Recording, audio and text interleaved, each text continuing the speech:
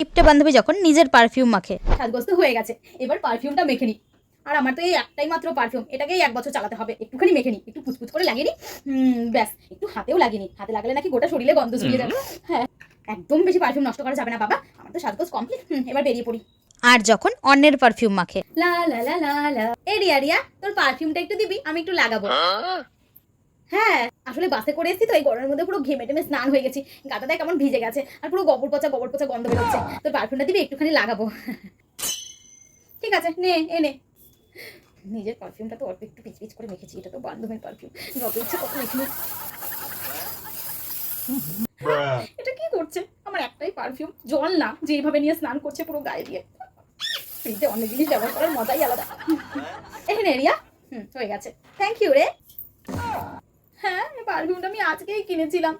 তোকে পারফিউমটা দেওয়াই আমার ভুল হয়েছে, সাতচন্নি ডাইনি।